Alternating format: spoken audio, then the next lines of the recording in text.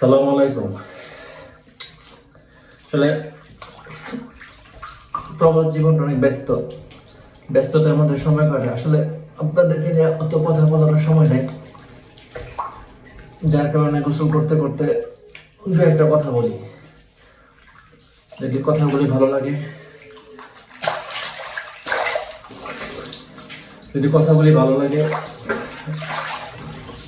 শুনবেন, না ভালো লাগলে শুনবেন না।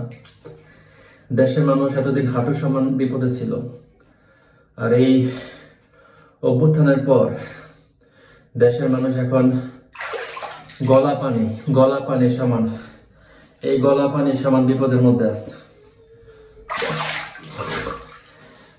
ভাবছিলাম দেশে যাব, বিমান টিকিট এখন যে দাম, আগে ছিল আপ ডাউন 1 লাখ টাকা, এখন শুনতেছি 2 লাখ 3 লাখ টাকা।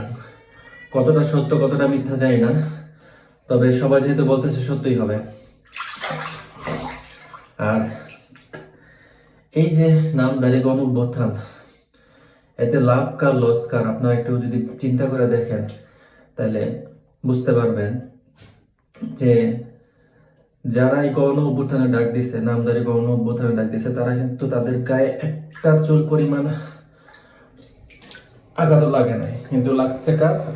সাধারণ মানুষ হচ্ছে কি কানা ল্যাংড়া এখন মানবতার জীবনযাপন করতেছে। এই বিপদ থেকে আমাদেরকে বাঁচতে হইলে কি করতে হবে জানেন? আরেকটা গণঅভ্যুত্থান ডাক দিতে হবে, আর বাংলাদেশের মানুষের জন্য শেখ হাসিনা সরকারের চেয়ে নিরাপদ কোনো সরকার অতীতেও ছিল না, আসবে কিনা যায় না। হ্যাঁ, যদি ইসলাম কায়েম হয় সেটা আলাদা হিসাব, কিন্তু তার বাইরে বাংলাদেশের মানুষকে তিন বেলা আপনার দৌড়ের উপরে না রাখলে দুর্নীতি, সুদ, ঘুষ, রাহাজানি এগুলি কমবে না, যতই আমরা চেষ্টা করি না কেন। এই যে একটা রমজান মাস আসছে, এই রমজান মাসে ব্যবসায়ীরা তাদের সারা বছর যে মুনাফা না করতো, এই রমজান মাসে তার চেয়ে ডাবল মুনাফা করবে। তো সব জায়গায় দুর্নীতি। আপনি কারে ভালো বলবেন আপনি বলেন? আমি 5টা মিনিট সময় নিচ্ছি, আমার কিছু খবর নেই। জাপানে কাজের সুদনে শ্বাস নেওয়ারও সময় নেয়, সেই জায়গায় আমি আপনাদের সম্পর্কে কিছু কথা বলতেছি। আমার কথাগুলা যদি ভালো লাগে শুনবেন। আর আরেকটা কথা, দেখেন, এই অভ্যুত্থানের সময় যারা আন্দোলনে ছিল, তারা তাদের দেশের ঘর দেখেন, তাদের ব্যাকগ্রাউন্ড দেখেন, তারা 3 বেলা জায়গায় 2 বেলা খাইতো বা 1 বেলা খাইতো। বড় ভাইয়ের কাপড়গুলা পয়রা তারা বিভিন্ন অনুষ্ঠানে যাইতো। আজকে দেখেন তারা প্রাডো গাড়িতে ঘুরে।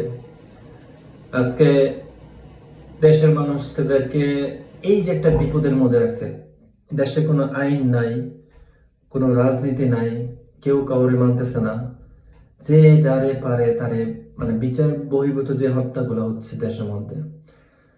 এই যে আজকে আমি কথা বলছি, আমি যদি বাংলাদেশে যাই বলবে যে ও আওয়ামী লীগের দালাল ছিল, ওরে ধরো মেরে ফেলো, কোনো বিচার নাই।